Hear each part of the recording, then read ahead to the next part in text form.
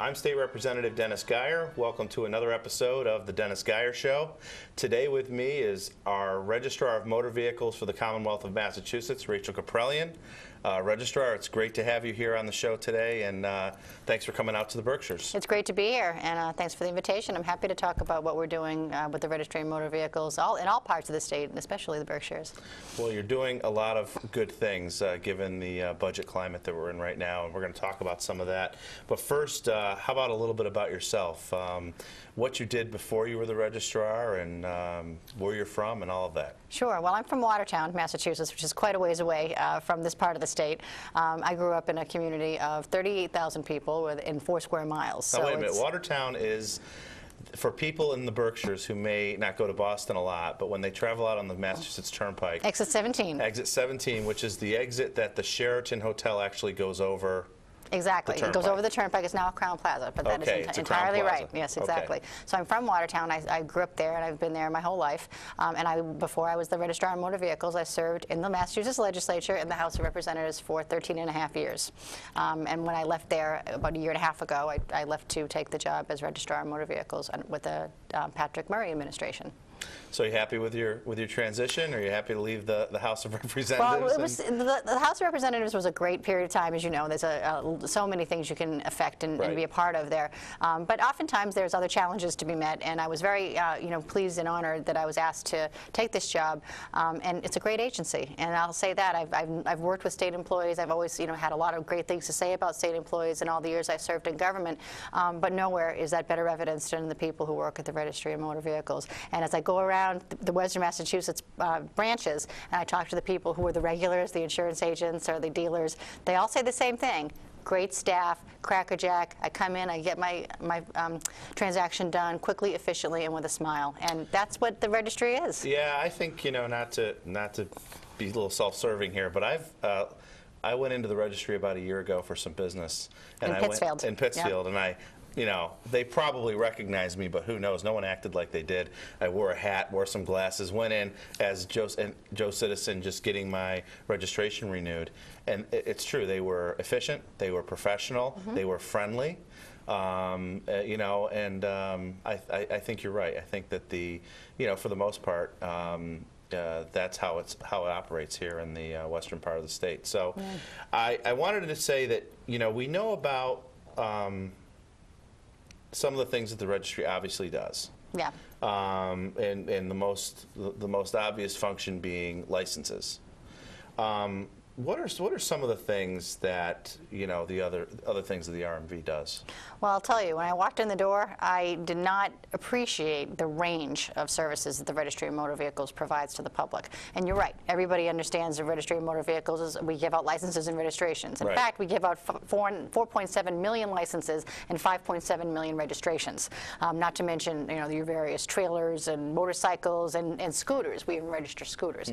So beyond that sort of big picture, we also do a great deal of work with the MRB, the Merit Rating Board, which does insurance agencies, insurance ratings. Okay. So whatever you're paying on your insurance rate comes out of the MRB.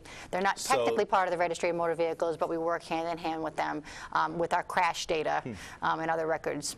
So this is providing accident data to the insurance companies, exactly. And they base their coverage for drivers on that data. Exactly. Okay. We are probably the single biggest conduit for organ donation, organ and tissue donation in the Commonwealth, and that's because on your license, everybody has, are you or are you not an organ donor? And it is a question we ask of everybody when they walk into one of our branches for renewal.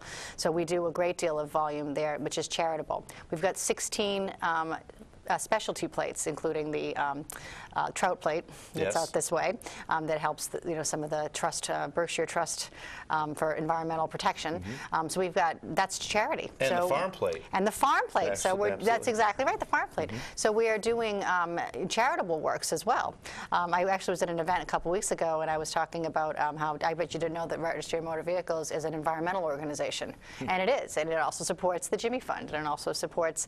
It's really the people that buy the plates, but we are a conduit for that in the specialty plates. You're managing those programs. Exactly. For people. We're helping manage the programs, and so that's what government ought to be. I mean, it ought to be comprehensive. It's doing good works, not just in like sort of the transactional functions, but trying to think bigger picture as well. Yeah, and those plates are across the board on almost every issue. I mean, there are child abuse anti-child Yep. abuse, I should say, plates. Of course, the agriculture plates, the trout plate, the scenic view plate. The Cape and the Islands. The Cape and the Islands, yes. We can't forget the Cape and the Yes, Islands. that's virtually the other side of the Commonwealth from here. Really, I mean, the range of the types of plates people can get, you're right. And the Jiminy Fund is another one. And the programs that those revenues support are very important. Breast cancer, cancer. There's a lot of different places that we do. And then there's your general title information. I mean, every time you've ever wanted to sell a car, who can turn up their title? So you always got to go to the Registry of Motor Vehicles. And probably one of the greatest things we do is we are the warehouse of data in the Commonwealth. And with this mass dot consolidation, which I'm sure we'll get into as well, we are poised to really be sort of the brains of data and information in the Commonwealth of Massachusetts. So we do a lot of information technology as well, perfectly evidenced by our website. It is the busiest website in the state. We do 1.5 million transactions. That isn't even the hits, the transactions we do online, and growing. Wow. So, and you have a lot to do with, of course, identity theft and identity protection. Exactly. And we have never once been breached. Wow. The Registry of Motor Vehicles database has not been breached, and that is because there is no bigger priority that we have at the RMV than data privacy and supporting the integrity of our data. So we might have 4.7 million records, but we protect them like Fort Knox.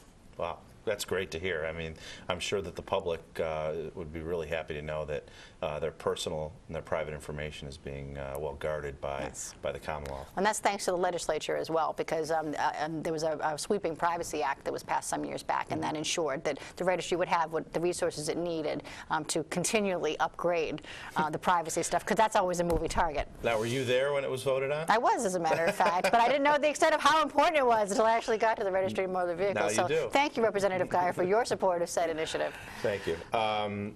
So, for people who don't know all of what the RMV is comprised of, how many employees, how many branches, how big is the RMV? I know the RMV is smaller than it was a couple years ago. We'll probably talk about that a little bit, but for right now, like, how many employees do you have? How many branches? Well, we are a lean and mean organization. Back in the late 90s, there was a lot of attention paid to a big infusion of resources to the Registry of Motor Vehicles. I was in the legislature at the time, and it was a $16 million infusion of cash to upgrade it, to put in the Qmatic system, which is like the deli service that you get when you go to a registry. The tickets. Yep. And to do customer service training and add staff. Back in those days, we had almost 1,100 employees. Today, in 2009, we have just over 700. So we have had a major reduction in force over the years, and particularly in more recent years. As you can imagine, in an organization of this size, you have a lot of attrition. You went from 2,000 to 700? 1,100 to 700. Okay. Yeah, so I mean, almost that's half. Yeah, it's a pretty substantial reduction. Now, there's been two major changes there, and the biggest of which is the internet.